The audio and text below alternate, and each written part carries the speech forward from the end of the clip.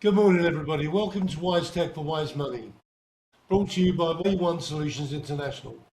This is where we speak with experienced business leaders about how they combine judgment, technology, and disciplined execution to build companies that last. My guest today is Alan Lev, Chairman and Managing Broker of Belgravia Group. Alan began his career in accountancy and real estate law before joining Belgravia in 1989. He's a CPA, an attorney, and a licensed estate broker, and has also served as president of the Home Builders Association of Greater Chicago. Belgravia's roots reach back to 1947. The vertically integrated group has delivered more than 2,500 homes and over $1 billion in development, established a long-standing reputation in Chicago, and opening a major new chapter in North Scottsdale with Portico and Atavia. Alan, that was a long introduction, but I'm glad to have you here today on Wise Tech for Wise Money. How are you? Pleasure to be here. Thank you. I am great. Thank you for the introduction. Makes it sound like I've actually done something in my career. My wife still doesn't really understand what I do, but she knows I pay the bills, so she's happy. Will she ever? You qualified as an accountant, and then as a lawyer. Tell me, take me back to your beginnings. Obviously you had aspirations of being a Perry Mason maybe or something. I don't know. But obviously, you started there, and then you went on to join Belgravia. Tell me how you formed, how your journey started.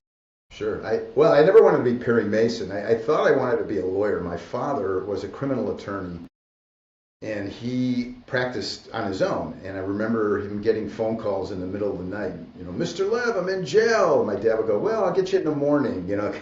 And so at that point, I said, well, being a lawyer sounds interesting, but what he's doing, the criminal law, not for me. So I thought I wanted to be a lawyer. Went to a University of Illinois and tried to find a major that I thought would help me get into law school. I was in the business school. I settled upon accounting.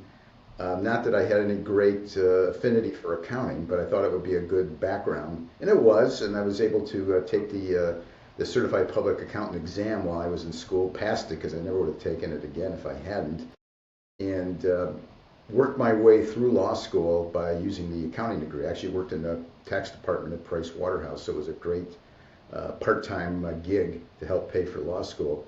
Practiced law, and firms came to interview on campus at the law school, and one of the firms that came and made me an offer said, we're looking for a real estate lawyer associate. I go, that's me. I had no idea what it was about, other than the fact that I knew we lived in a house. People really didn't know at that point, this would be in the 80s, that real estate was really a profession, or could be a profession.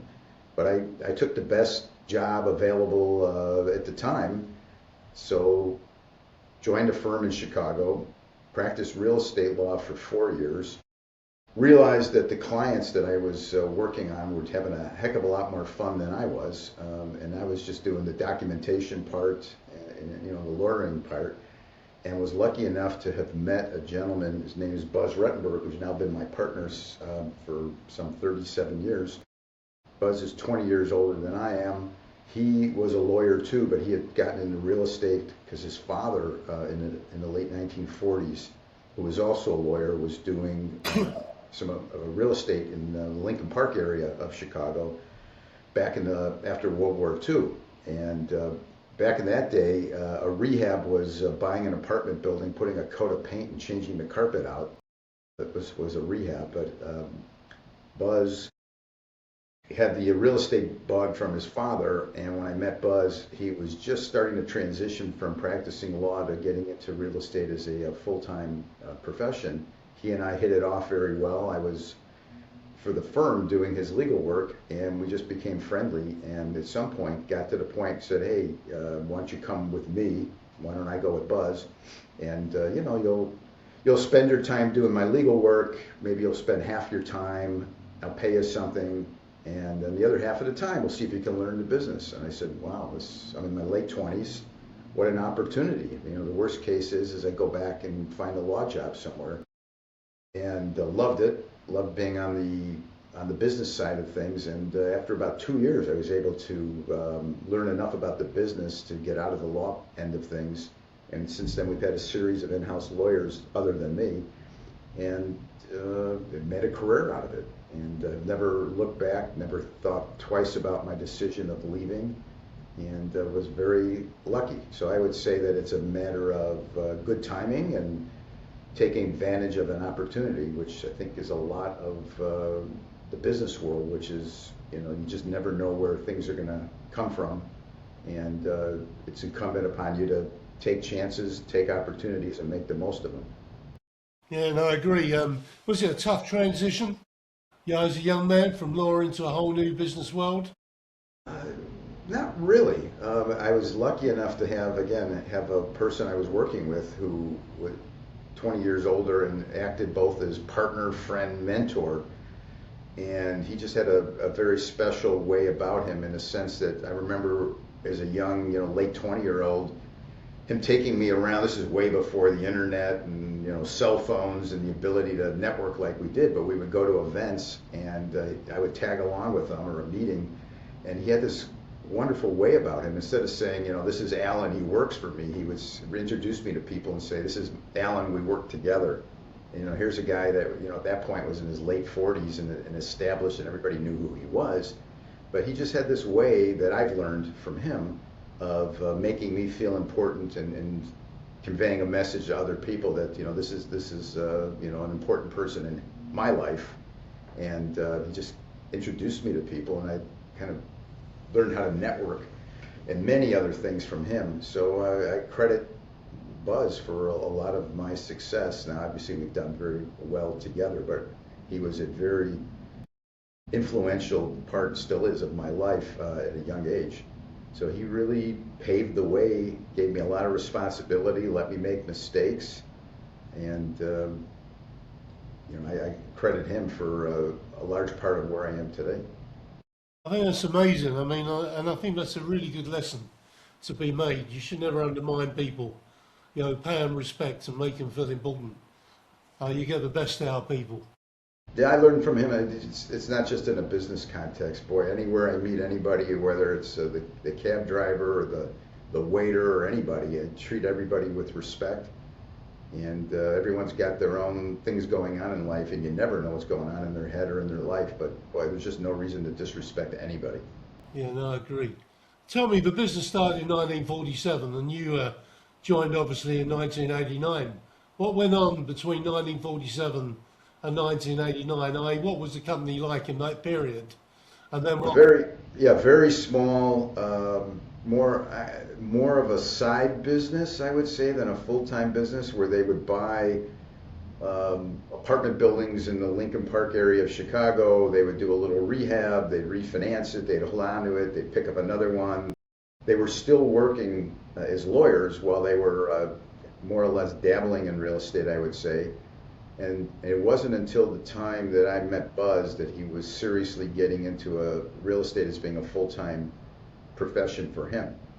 And at that time was the first significant new construction projects. Before that, it had all been rehabs of existing, mostly apartment buildings, which is a great way to create wealth also. Buy an apartment building, fix it up, raise the rents, manage the expenses, create value, refinance it, buy another one. It's the family. The Ruttenberg family created quite a bit of wealth by doing things such as practicing law. But that was mostly the business for a number of years. Buzz, on his own, before I came with him, probably in the maybe the late 70s and into the 80s, did a little bit of new construction, partnered with some people, but it was not a full-time real estate company. It was more of a side hustle type of a thing. Well, when did that begin to change? It began to change when he had met somebody, a gentleman by the name of Bill Smith, who was a contractor, and they started to do a little bit, this is before my time, they started to do a little bit of new construction work, a little townhome project here, a little condo project there, maybe a little apartment building. So that was probably in the late 70s, early 80s. But again, it was still not a full-time endeavor for Buzz. He was still doing other things. It was not long before I started with them where they really started to do bigger projects and consider it more of a full-time business. Well, Belgravia is a vertically integrated business across obviously development, sales, marketing, design, accounting, customer services and legal work. What does that allow you to control? Does that allow you to control more than a fragmented developer? I think it allows us to have more control. It also allows us to act a lot faster if we're trying to buy a piece of property, for example. Instead of having to go to an outside firm and waiting for them to draft the contract and, lawyers being what they are, taking their time perhaps, and by having in-house, we're able to act a lot quicker, and I think it helps us find pieces of property, get them under contract. The control on the sales end is very important. We used to have a mortgage company too before the laws changed here in the United States, making it a little bit more difficult to have your own mortgage company. But every aspect that we could control and has been helpful to us. It allows you to do business the way you want to do it and not rely on third parties. There are still things we do. We don't do architecture. We like to be able to use different firms. We probably don't have enough work to keep one firm busy or one person busy anyway. But the construction we don't do technically in-house, but we have a somewhat captive third-party construction firm that we're probably at least half of their business, so we have quite a nice relationship with them, and they also invest in our projects and have a friendship and of a long relationship, which is very helpful to have a contractor that is on the same page with you, and it doesn't create an adversarial relationship, but it's a synergistic relationship. Having marketing in-house, all the different facets, it's helpful because we work as a team. We don't work sometimes with an outside firm of whatever kind. Sometimes it's just you're not on the same page, and here we're always kind of rowing in the same direction, which is great. One thing I wanted to mention that you didn't bring up, I'm surprised, is the name Belgravia Group. Where did that come from here in Chicago? When we were doing the first significant condominium project here in the city in Lincoln Park, we were looking for the name that would have some kind of panache or some kind of style, and led us to looking at a map of London. And we looked at the map and go, that Belgravia area of London, that's a really high-end, nice area. So that was the name of the first significant project we did. We called it Belgravia Terrace. And it was a very successful project. And then we needed a company name because we really weren't known by anything. And then we said, that was a good project. So we're now Belgravia Group. So we stuck with that. But one other, what I think is a funny sidelight is our original letterhead and stationery had a crest. And we stole it, frankly, from the royal family. And we actually, years later, got a cease and desist letter. Really? From the royal family asking us to please stop using their family crest in our letterhead. So we dropped it from our letterhead. I was going to mention the name Belgravia, but you beat me to it. But so tell me what Belgravia stands for today. I think we're known. Yeah, we're known in the Chicago market, and now with our foothold in the Phoenix area, we're known for delivering a very high quality product, but not at the Mercedes-Benz, Rolls-Royce price, but at the BMW price, I guess is how I would succinctly put it. And we're known for being approachable, and we're not a Fortune 500 company. We're a privately held, medium-sized company. So we're known for really taking care of our buyers and renters on a very personal basis.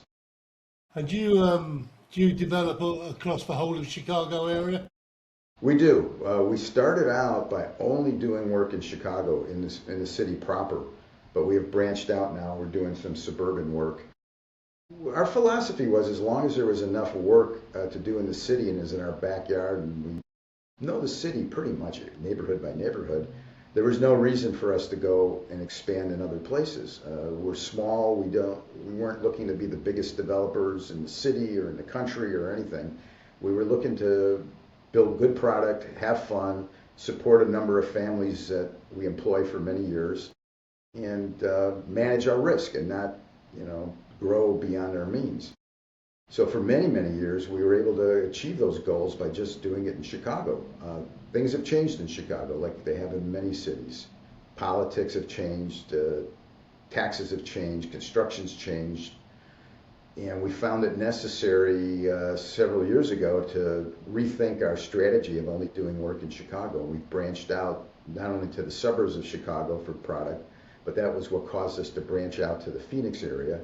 We saw the writing on the wall that there wasn't going to be enough work here in Chicago for some of the reasons that I mentioned, and we needed, if we wanted to stay in business, which we wanted to do, we have a lot of long-time employees and we like what we do, so we decided to go down into the Phoenix market, and that was really a decision that I made. I have a house and it's down in Scottsdale. I've spent a lot of time down there. It's a very vibrant market. Unlike Chicago, it has big population growth and big job growth. Chicago area is pretty stagnant. And if you have growth, you have opportunities for residential, for retail, for all the different real estate sectors. So since I was down there and had been making contacts, connections down there, I said to my partner, I said, Buzz, I said, we should open up another market. We should do it down in the Phoenix area. Phoenix is the 5th largest city in the country. The metro area is very large. We should be here. He said, great, figure it out. This is, that's kind of how we operate. So I figured it out. And we're now, we finished project 1 down there, which is a 112 unit condo building, did very well. We're under construction on project 2, which is 88 units. We're about 65% sold. We'll deliver the first units late this year, and we're in the planning stages on project 3 right now, which is almost 100 units. So we've already, in a short period of time, started to make a name for ourselves where people are hearing who we are, and we're selling very well. We've gotten to know the political people down there, so we're intent on staying down there and continuing to do multiple projects. Is land in Phoenix cheaper? It is. More economic to develop down there, more margins? I don't think the margins are really any better, but frankly, there's no margin here in Chicago right now. Right now, we have zero in the way of new construction for sale product, whether it be townhomes or condos going on in Chicago. We cannot make the numbers work here. It's a combination. The land cost is not the biggest issue. The biggest issue is construction costs have gone up significantly here, while the values of what you can sell something for have been pretty stagnant for the last bunch of years. So you don't have to be an economist to know that if your costs are up 30% and your revenue is flat, it isn't going to work. Sure. Whereas in Arizona, the values have gone up. So what we're able to sell things for has gone up steadily over the years and has at least kept pace with the construction costs. And the land values are a little bit less. But it's really the fact that there's demand. Now, while there's demand in Chicago and in the Chicago suburbs for new product, nobody's particularly able to build it. And the reason being is because the resales are trading at less than replacement costs. So if you can buy something, that was built 5 years ago for less than it would cost you to build it, then there's no ability to build new. So we're supply constrained here in the Chicago area. So people are complaining that the prices have gone up, but they haven't gone up enough to justify building new based upon the increase in construction costs. And then you can add one more thing, at least in Chicago and now in some of the suburbs, there's affordable housing ordinance in Chicago, and there is in several suburbs now.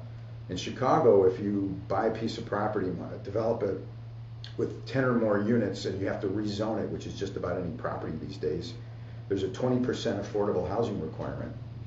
We're looking at a site right now that we would love to buy in Chicago that's going to be subject to the 20% affordable housing. It's going to devalue the land by millions of dollars. And so I don't know if we can make it work. Tell me how the process works. When a new opportunity comes across your desk, what's the first factors that tell you a site and concept are generally worth pursuing? Where it is, size of the site, what it's zoned, what I think the product type could or should be there. And then napkin economics. Can you sell something for enough there? Can you rent it for enough? Most things don't even meet that threshold test, and you have to, excuse me, I gotta get a cough drop. And usually most of the things are just out of hand, dismissed, that they're not even close to working. And then if they're close to working, then can we really afford anywhere near what they're asking for? So that knocks a whole bunch of other things out. There's not too many things that make it to the point where it's really worth pursuing. And then of the number of things that worth pursuing, the number of things that actually we can get under contract and move forward with are very small. So I look at lots of projects before I can get to any that work.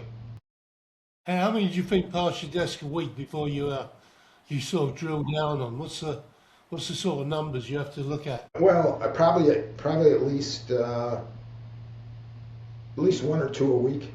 So maybe I see 100 things in a year, of which maybe we can do a couple of them. Do you look at it as a team, or does it come to you first and then you take other opinions? Well, it either comes to me first or comes to somebody else who brings it to me. But I'm still the chief deal maker here. So through networking and reputation, I'm the one who sees most of the projects. Well, what does Buzz do nowadays? Travels. He has a portfolio of his own family assets that he deals with. He likes the architecture and aesthetics part of it. Still invests in the projects. Excuse me, his experience. That's more or less his role at 85. No, it's good to still be active. Your promise is live happier. How do you turn that from a marketing line into a practical decision about floor plans, finishes, amenities, and homeowner experience? Can you repeat that? I read that your promise is live happier. Yes. Mm-hmm. Yeah, how do you turn that into reality? That was the question, really. I think it's the whole team and our experience and our level of detail, and not trusting any architect or designer to design things and just come up with a product. It's our years of experience and time that we put in, beating the heck out of the floor plans to make them as efficient as possible, always staying ahead of the curve on finishes and selections, hand-holding and customer service that we do throughout the process and after, and how accessible we are. You're not calling an 800 number and reaching an operator, if you have an issue or need something. So I think it's that personal touch. Sure. I think your first move into Arizona was Portico, Yes. with the 112 luxury residences. Well, tell me about Atavia. That's your next step, yeah? 88 residences, combining private entries, 2-car garages, the condominium, the convenience.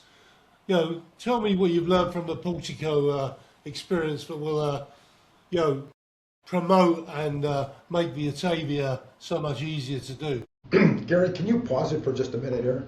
Yeah, sure. I need to get a glass of water. Yeah, don't worry, I don't have to pause it. We'll Okay. we'll just cut this bit out. Just give me a minute. That's where you got to set it.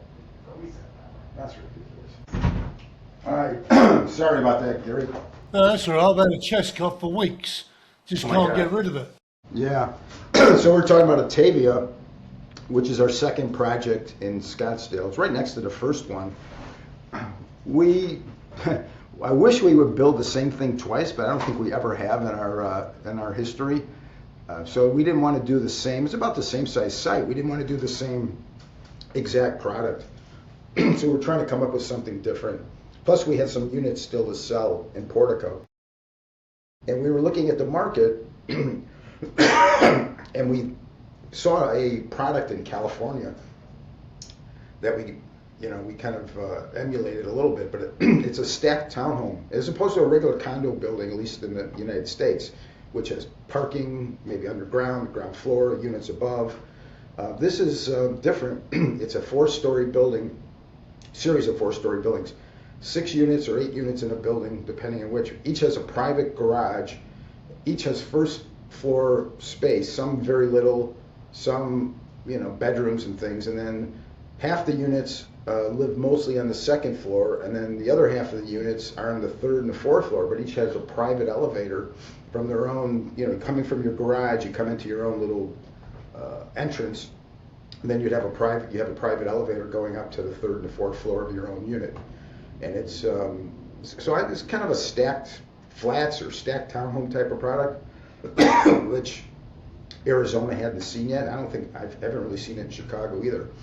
And just give us a different product to differentiate ourselves from other things down there, and also to be different from what we were already doing. So, how many bedrooms do they have? Like, what's the sort of square footage? They were 2 to 4 bedroom units. So the smallest unit is maybe about 1,600 square feet, up to maybe about 3,000 square feet for the largest unit. So a large one's quite good size. Yeah. What sort of price would they sell out for? Or don't you know? The smallest units are probably about maybe about 800,000. We probably go up to $2-ish million. For London, that's free. It's basically on sale. So tell me, obviously you're doing, Arizona gets pretty hot and Chicago gets pretty cold. How do you sort of balance, the construction between the two? I mean, probably you're using different contractors, but, there's a lot of different challenges between heat and obviously, real cold weather. Well, yes. In Chicago, we deal with the cold weather, and unless it's an extraordinarily bad winter, we're able to pretty much build through the wintertime here. There'll be some days that you can't pour foundations or concrete, but not too many. You may have to, tarp in and enclose something and heat it a little bit if you do some winter conditions. But in my career, we have not had many times where we just couldn't build. In Arizona, it's the same but a little different. So in the summertime, you can't pour concrete in the daytime. It just cures too fast. So when we're out there, in August pouring concrete, we're doing it in the middle of the night with, big lights up and stuff to be able to control it. And, in Chicago, I feel bad for the guy who's out there doing masonry work when it's, 0 Fahrenheit. I also feel bad in Arizona when the people are out there doing roof work in August. They also change their hours. In Arizona, during the summertime, unless it's in an enclosed, air-conditioned space doing interior work, they'll start at the crack of dawn. And then I know you said you had like a tight team, tight third-party connections. So do you use the same people all the time for all the construction, or do you have local people in Arizona working for you, etc.? Well, when we first were doing the portico project, we were close to signing up a local Arizona general contractor. Something just didn't feel right to us, and we ended up not using them. And I went to my longtime general contractor here in Chicago, a guy named Pete Maris, and I said, Pete, you got to get your license in Arizona. You got to build down there for us, which was good for him too, because he wasn't as busy here because we weren't doing much, as well as other clients. So we're using the same general contractor in both, but we had to get a whole new stable of subcontractors down there. And it's been a learning experience. I'd say about 60% of the subs from the first project we used on the second, 40% just we found out weren't up to our standards and we replaced them. So the second project's going a lot smoother. We're a little bit behind schedule on the first one. Second one's moving a lot better because we're learning who the better subs are down there. And we're also finding it's taking a lot more supervision and hand-holding for us down in Arizona than in Chicago. I think the quality of the workmanship in Chicago is better. And it's not really, Chicago's a union town, meaning that if you try to use non-union labor on any significant project, they picket you and put a big inflatable rat out in front of your site. And Just like Arizona's not like that. like in the films. Yeah, yeah. Arizona's a right-to-work state, so it doesn't matter. But we get better workmanship and better production here in Chicago, even with non-union workers. It's just a mentality or the length of time that construction's been done here. It's just better here, so it takes us more effort to get to the product that we're happy with down there.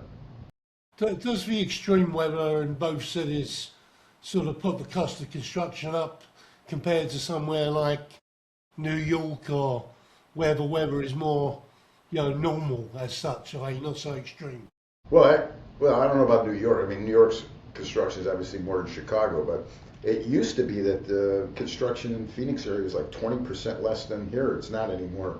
And that's really not a function of weather or anything else. It's a function of supply and demand. There's only so many plumbers and electricians down there, and there's so much work going on down there that the prices have gone up. So there's maybe a little bit of a difference between Chicago and here, but not anywhere near the 20% it used to be. When I think when we spoke about advertising and stuff like that, and I think you mentioned that you used to advertise with a full-page newspaper advertisement. Yeah.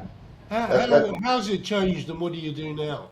Well, back in the day, this is before the internet, and there were very few ways to advertise. You put a billboard out, which, believe it or not, signage is still probably one of the best advertising methods you could do, because it worked for you 24 hours a day. But back then, we used to take out, the Chicago Tribune was big in real estate. It had a thick weekend section, and we used to take out ads in the Tribune, and they were like $10,000. This is way back when, $10,000 an ad. It was really expensive, and it was hit or miss as to whether it worked. We did some radio time. We did various things, and none of which were, hugely successful, but it's what you had to do. Now, we don't advertise in the newspapers at all. I don't even know if there is a real estate section with advertisements in the local papers. It's Google ads, it's doing podcasts, it's all social media, and still through the brokerage community. In Arizona, probably half to 60% of our buyers have a broker of their own. In Chicago, it's even higher. It's maybe 80-90%.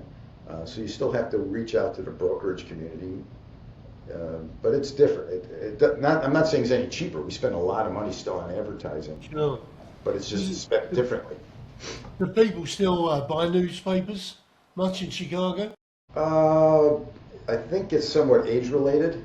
At 65 years old, my wife finally gave up actually having a physical paper in her hand, and now she reads it online. But circulation, in every newspaper in the United States is, obviously way down, and it's not changing anytime soon. People get their news all sorts of ways now. So no, not so much. Yeah, I can't remember the last time I bought a newspaper. I mean, we have a paper over here called the Sunday Times. Mm-hmm. And it's about 1.5 inches thick, so many different parts of it with a magazine. I used to read that from front to back, many years ago. Now, I can't remember the last time I bought one. I just gave up I used to get the paper version of the Wall Street Journal until recently. Now I used to buy Wall Street Journal as well. When I used to come to Chicago, I used to quite like the design of the Chicago Tribune. It was quite a nice looking newspaper from what I remember. Unfortunately, now a lot of people get their news from sources that are not necessarily reliable. It's all internet now. I mean, they believe whatever they read. Like that. Yeah.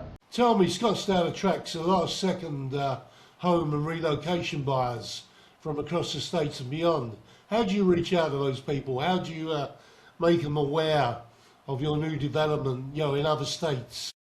Yeah, about 50% of our buyers are snowbirds, what we would call them, and 50% are people that are full-time residents down in the valley.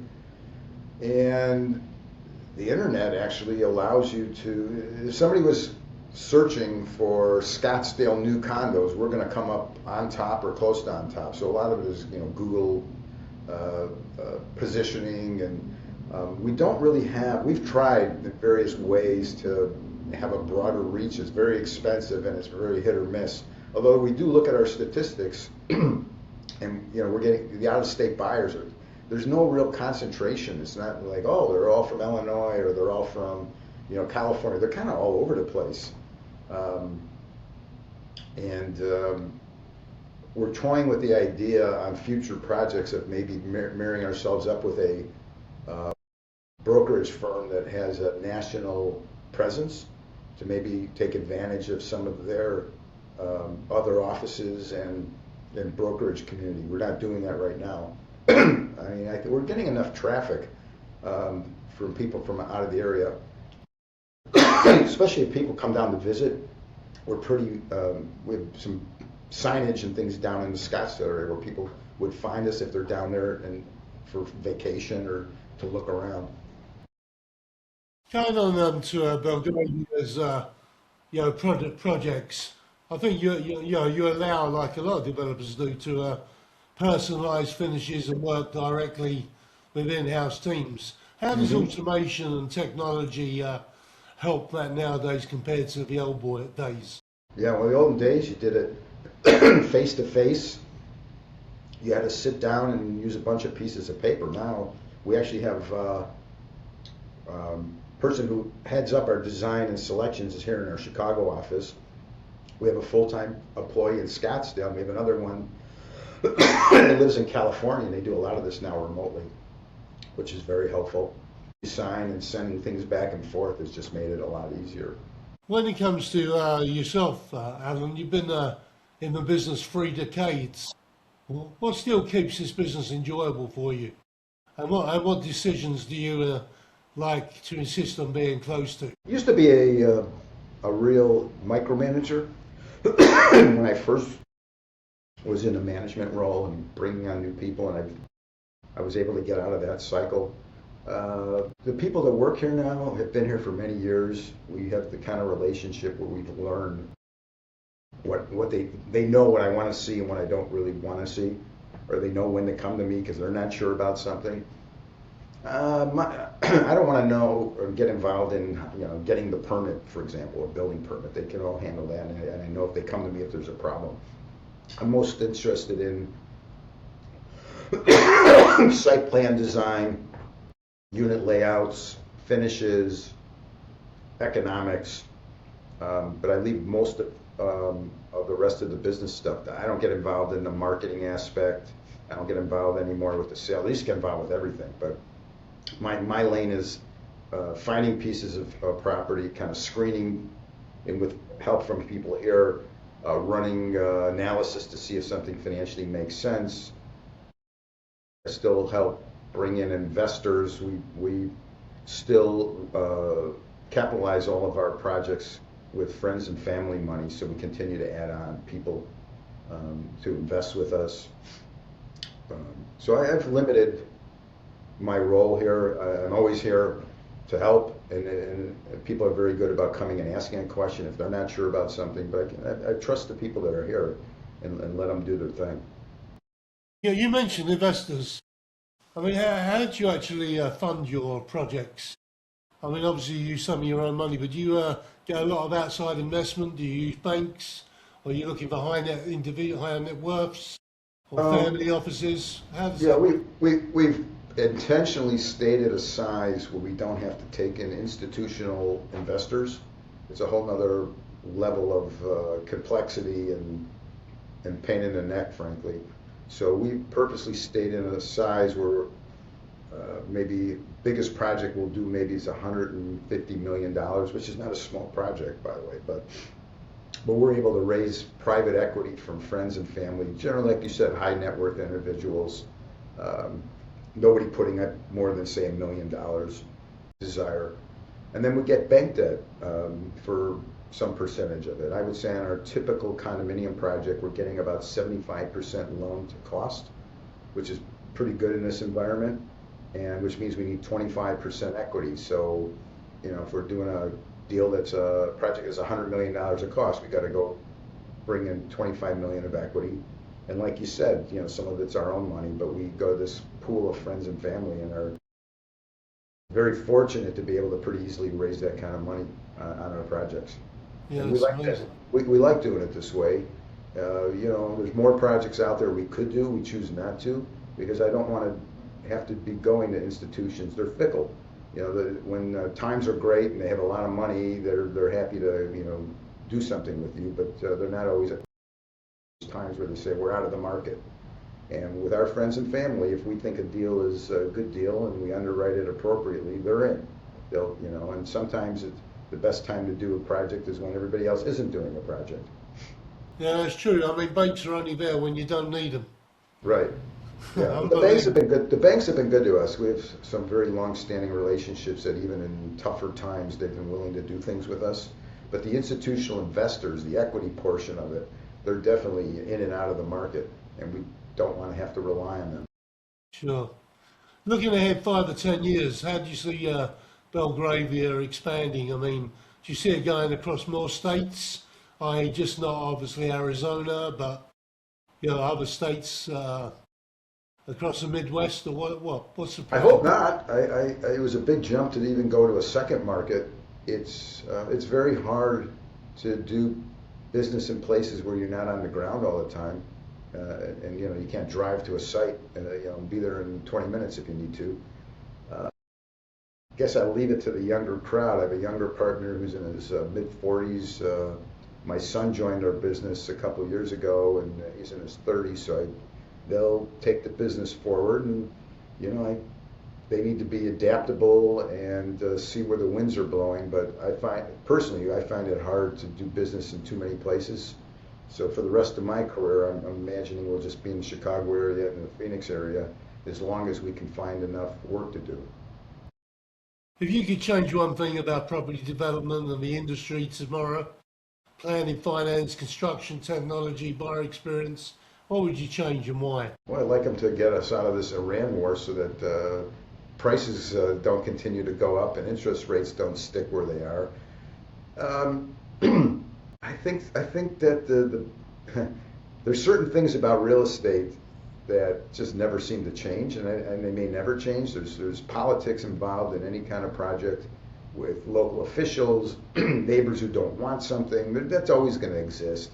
I think that's always there. Strangely, with all the technology out there, we still build things like they're building the pyramids. You know, they were brick by brick and piece by piece. There's been some advances. The construction industry is very slow to adopt them. There's a place where there's definitely an opportunity to be more efficient in building, and I think it's going to come. I visited with a company recently that makes robots that do construction work, and I think that we're eventually going to see that type of work happen differently, and it needs to because things just keep getting more and more expensive, and we have fewer and fewer young people that want to go into the trades. The economic conditions, boy, that's just always going to change. Interest rates are high, interest rates are low. That's just never going to change. I think we're always going to see those ups and downs. There's a real need for housing in the United States, and we're not providing enough. And we're not providing enough because overall it's costing too much. And the only thing that's going to, I think, help that, certainly interest rates help on the for sale market, but the rents are going crazy. And the only thing is that we ever figure out how to build things more efficiently. So I think some point we need to get out of the Middle Ages on construction and really embrace technology and how to build things faster and for less. Have the tariff changes made a lot of difference to your industry? Not really. It's surprising. I was expecting it to. I was expecting to see costs go up, and we haven't really seen it. Part of it, I think, depends on what type of product you're building. A lot of our product is concrete, and concrete's local, so we're not buying timber from Canada that's got big tariffs. But even the people that are building stick-built timber things, we're not seeing a huge cost increase because of that. The cost increase have not been as much in materials as they have in labor. Labor goes up every year, whether you're non-union or union labor. It just goes up, it goes up, it goes up, and the only thing that changes are material costs a little bit, and subcontractor margins. If they're hungry for business, their margins are less because they need the business to keep the doors open. And when they're really, really busy, they try to push it and charge more. I think if we can get more efficient on construction by utilizing technology, that would be a great help in the overall cost. But tariffs have so far not seemed to impact our business greatly. Yeah, unions. You mentioned unions quite a few times. I only know about unions in America from looking at the films. But are unions still a very powerful entity in the States? And do they Depends on where. actually... In Chicago, very much so. In the suburbs, not as much. In Arizona, not at all. I mean, there are unions in Arizona, but it's what's called a right-to-work state. So a union person works side by side with a non-union person, and it's fine. Here in Chicago, the unions are very politically strong, and if you try to do a project of size, they try to shut you down or try to pressure you to not use non-union people, or they won't cross the picket line. It's a big deal here in Chicago. Yeah, I mean, historically it always was. I just wondered if it had stayed the same, and obviously it has. And it's more expensive. I mean, you could build something for non-union for less than union. Because the union has to pay the certain wages, whereas the non-union people, it's still a living wage, but it's just not as much. So has immigration affected the building industry at all? Or not so much though because of the union rules, etc.? I haven't seen it here in Chicago impact us that much, but also we're down on volume of construction. So if it was really busy here, I think we would see it. I think it's going to be an impact in states like Arizona and other places that have tons of work to do and not enough workers. Although in Arizona, they have an interesting state law that if you're a subcontractor and you get caught hiring a non-legal person, you'll lose your license. So I don't think that the lack of crackdown on immigration is affecting that particular market, because they couldn't hire illegal people anyway, because they would have lost their license. But there's plenty of Texas, plenty of other places that I'm sure that's going to have a big impact on the trades. Yeah, I mean, in the UK, I'm not saying they're illegal, but a lot of immigrants sort of, go towards the building industry and trades like that. And there is a shortage. So I remember my pal, he ran a building company, did a lot of stuff like you do, where we live. And, a lot of his guys all came from Poland and Eastern European. Right. Yeah. He couldn't get English guys. Right. He just couldn't find the staff for talent. Same here. Same here. We get a lot of Hispanic and a lot of Eastern European people that have come to this country, and they're hardworking, and they want to they'll be a drywaller or a plumber or something, and we need it. And for the long haul of the country, I don't think it's going to help construction or service industries. Or here in the United States, they just ended this temporary protected status. So we have 300 or 350,000 Haitians here that fled because of the unrest in Haiti, and now they're probably going to send them back or send them somewhere. And those are the people that are taking care of my mother and my mother-in-law and doing home health care and other kinds of jobs that other people don't want to do. Yeah, no, we had the same problem when obviously we had Brexit. Right. All our nurses disappeared. Crazy. What's before we wrap up, and it's been really good talking to you, what's the one piece of advice you would give a young lawyer, accountant or property professional who wants to start out today? Well, the one that I give the lawyers is, back in my day, I had a lot of friends who went to law school with me, never intended to practice law, never did. So if somebody tells me they're interested in law, I said, you better be really sure that that's what you want to do. It's so much money now, and an additional 3 years of your schooling and time, that it's not something to do unless you really think you're committed to wanting to practice law. I thought I wanted to, I wouldn't have done it otherwise. That's what I would tell them. As far as other professions, getting into real estate's hard. I mean, on the development end. I talk to young people all the time. I want to be a real estate developer. It's a very hard thing to get into. I tell them if your university has a major or a minor or classes in real estate, certainly to take that. There's only a few different roles, I think, that transition very well. Architects, not really. Financial people, yes. Lawyers, absolutely. Construction people, yes. Marketing, not really.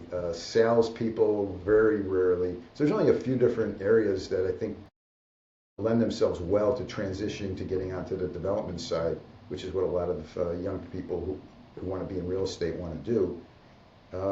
But I think the world's, it feels different than when I was very young, but the networking is so important now.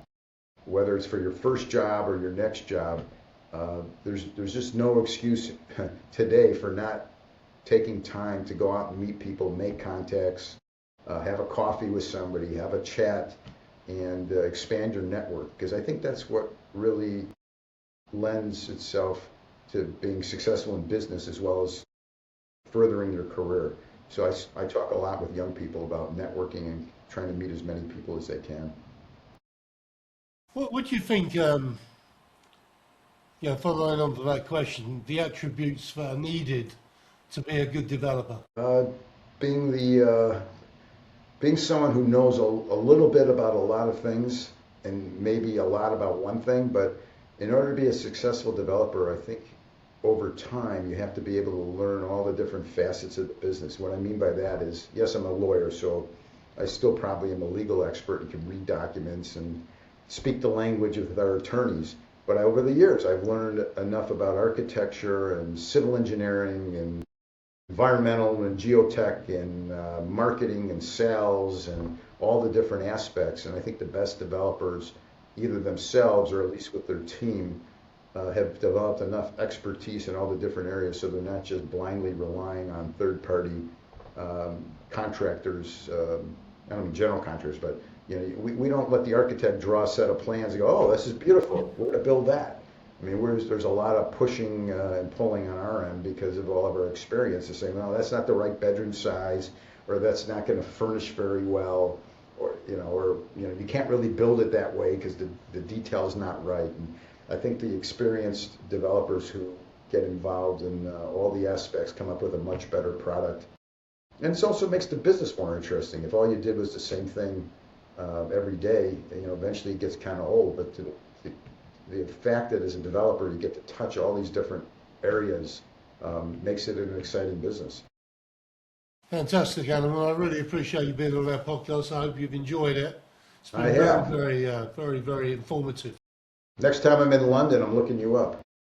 Yeah, definitely. I'd love to meet you personally, face to face. Yeah. We could go to Belgravia for dinner. There you go. I love it. Well, I want to thank you anyway for being my guest. It's been a pleasure, and I want to thank everyone for listening in.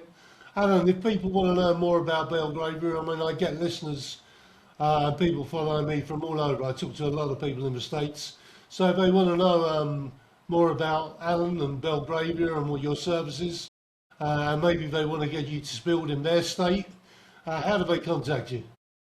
They can get me Alan, A-L-A-N, at belgraviagroup.com or through our website, which is belgraviagroup.com. We should have come up with a shorter name, but it sounded really good. It's good. It's a good name, without a doubt. Quality name. And it's a shame you had to give up the Queen's Mark. Okay, everybody. Well, thanks for listening again. I'm Gary Wayne, A1 Solutions. We'll be back with another podcast in the next couple of days. But Alan, thanks again for being our guest. We'll talk in a sec, and I want to just thank everyone again for listening in. And Alan, thank you very much for being my guest. My pleasure, Gary. Good to see you. Yeah, good to see you too. Okay.